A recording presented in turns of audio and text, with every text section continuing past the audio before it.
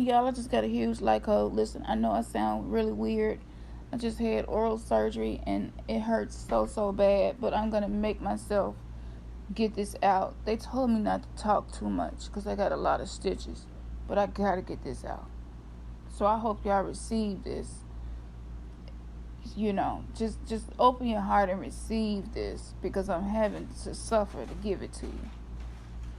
But it just came to me that when you exit the matrix, when you exit religion and enter into spirituality, the people around you who are still in the religious matrix will begin sending out psychic negative energy with their intentions towards you. So let me give you an example.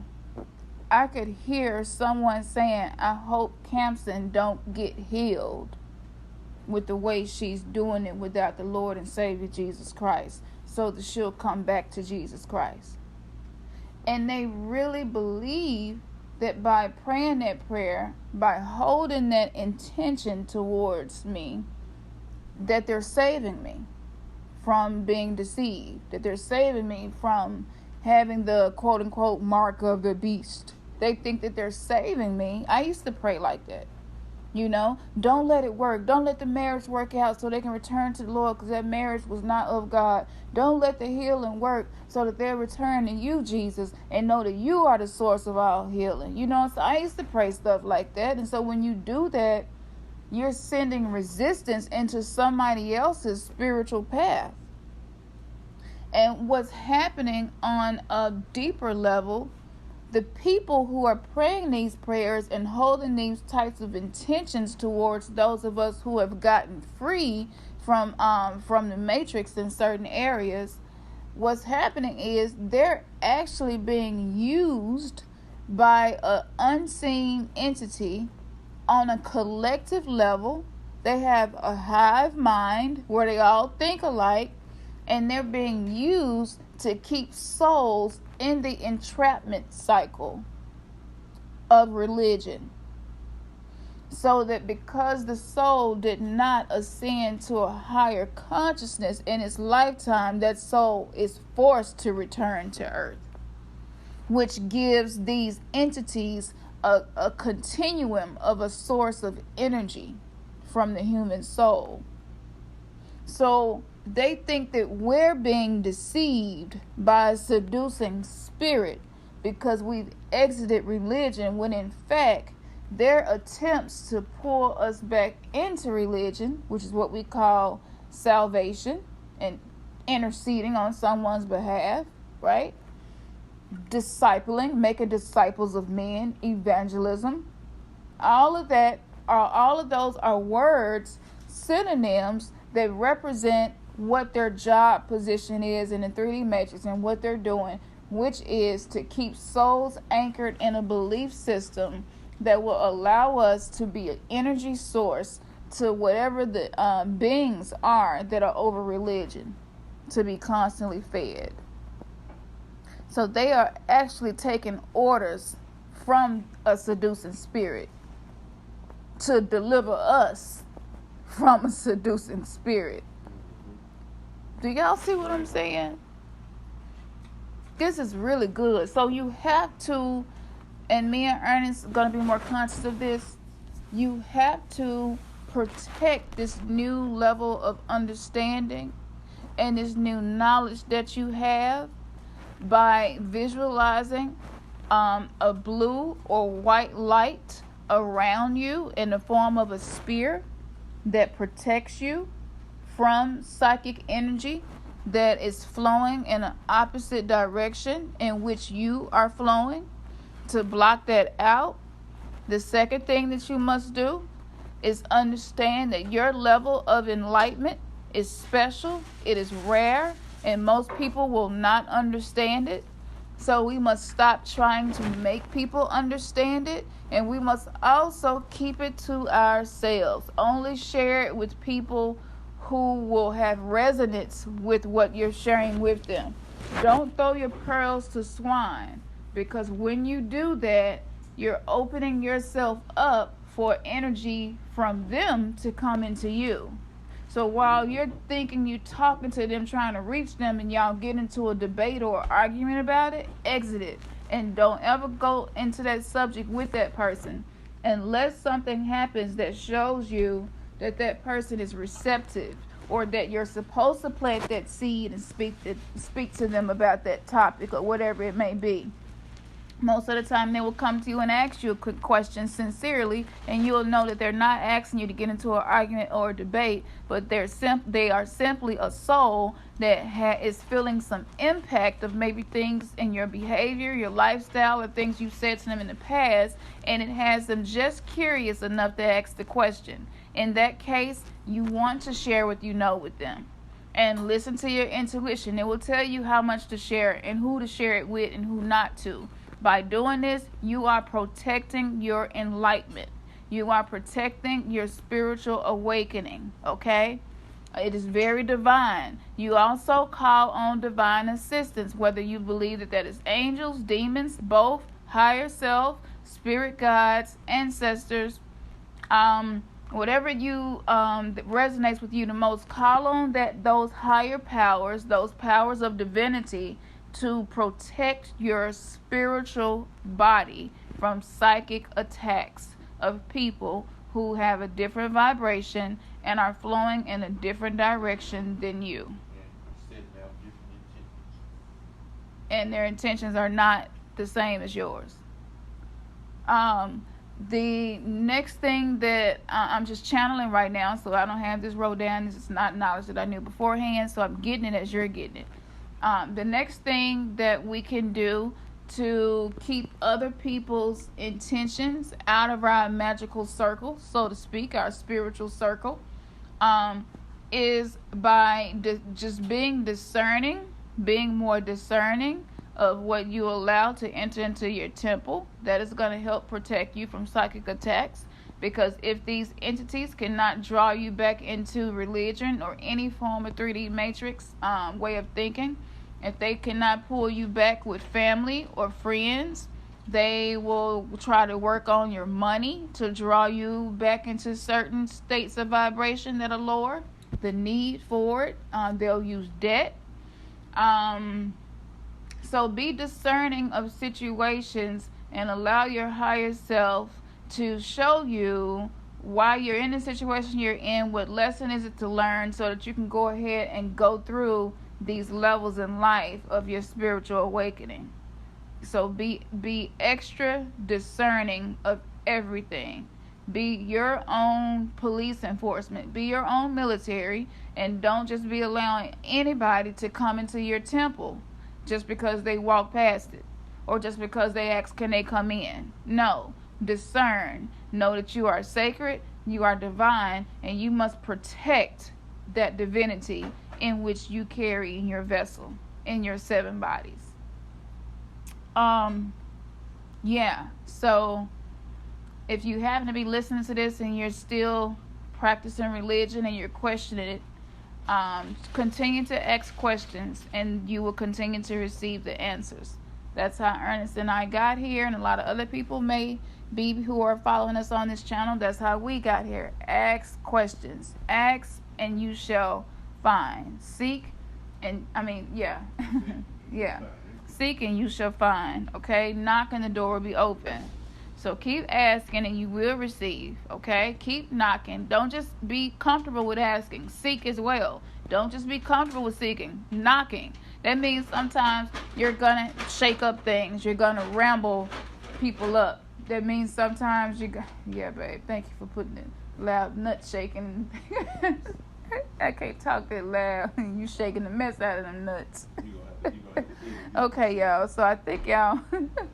No, I'm not editing this out. I don't have the time to do it, and you don't either. So it's gonna be in here. He was shaking nuts in the background, y'all, and I was just making sure y'all could hear me. You know, we eat a lot of Brazil nuts and cashews and walnuts over here, and he was back there shaking. I'm like, I'm already struggling to talk, baby. Why are you making noise?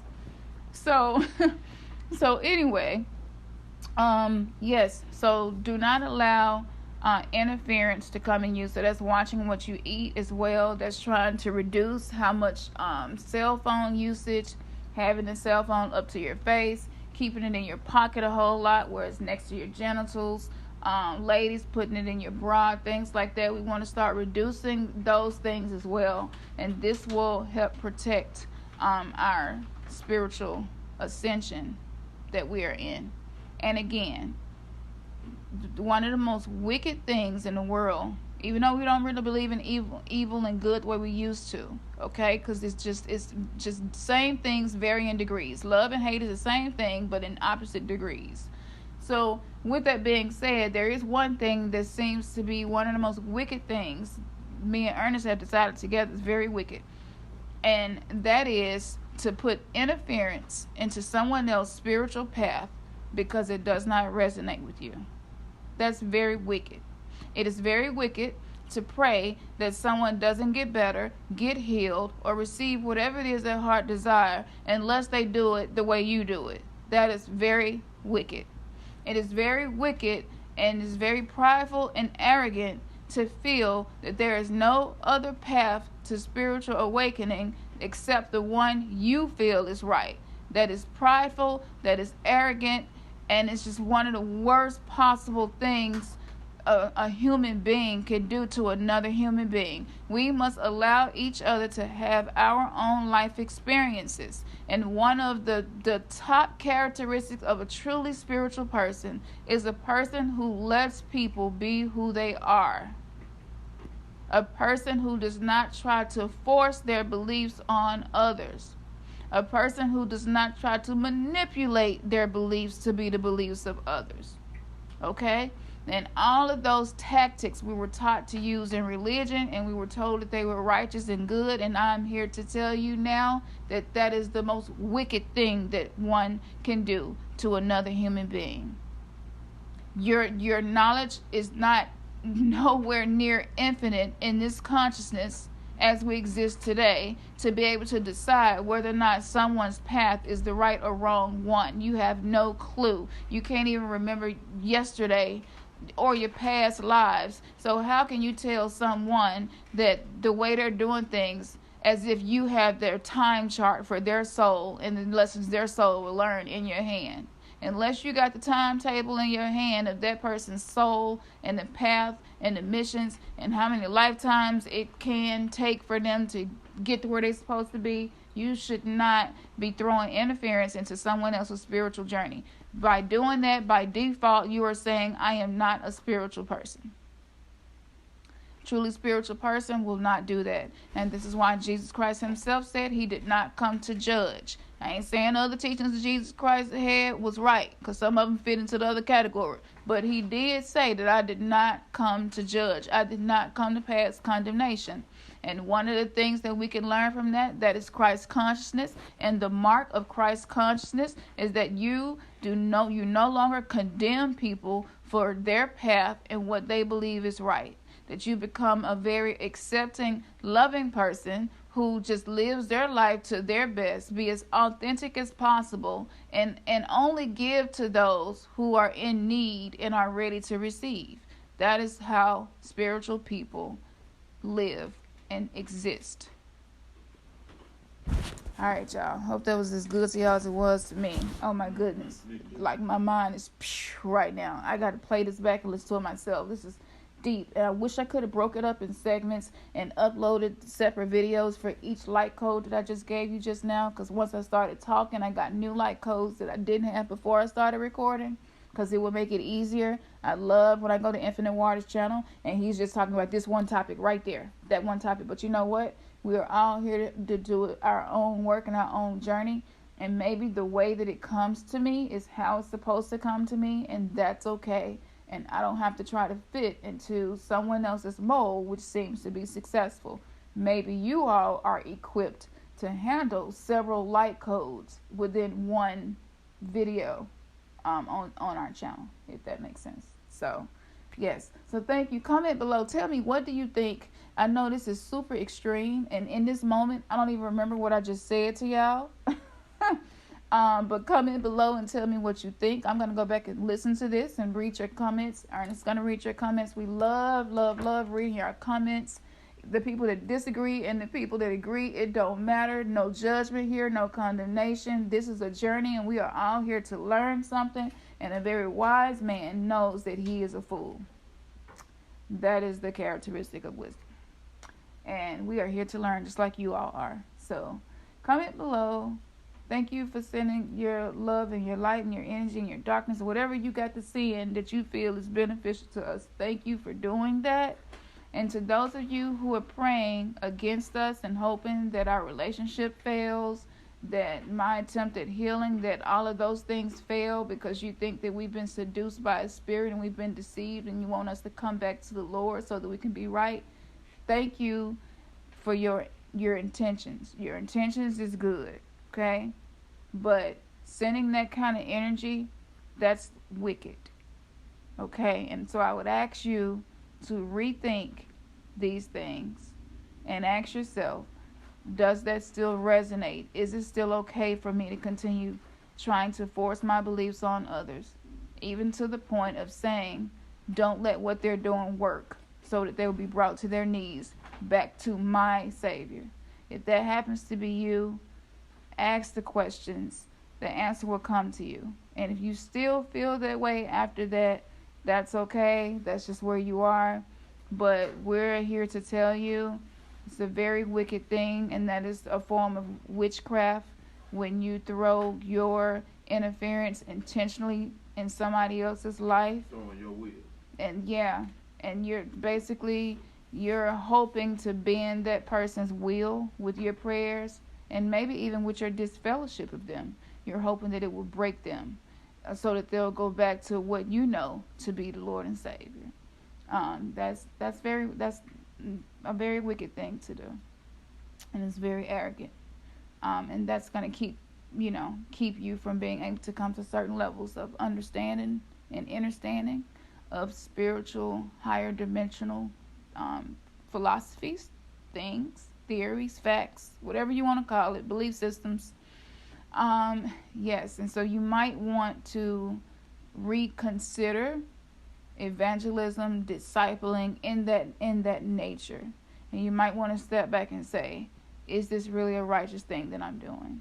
And is it not witchcraft if I'm hoping someone's relationship, marriage, situation, job, whatever doesn't work because I know that they stopped coming to church and I know that they don't believe in the Lord like I do anymore. So I'm just going to keep hoping it doesn't work, so hopefully they'll get saved again. That's being the opposite of a spiritual person. And that's going to make you calloused, and that's going to cause you to be insensitive, and that's going to cause you to be incapable of showing people love unless they believe what you believe. And that's not being spiritual. So, all right. So peace, love, and good vibes. We're holding hands with y'all virtually, and you already know your third eye has just been what?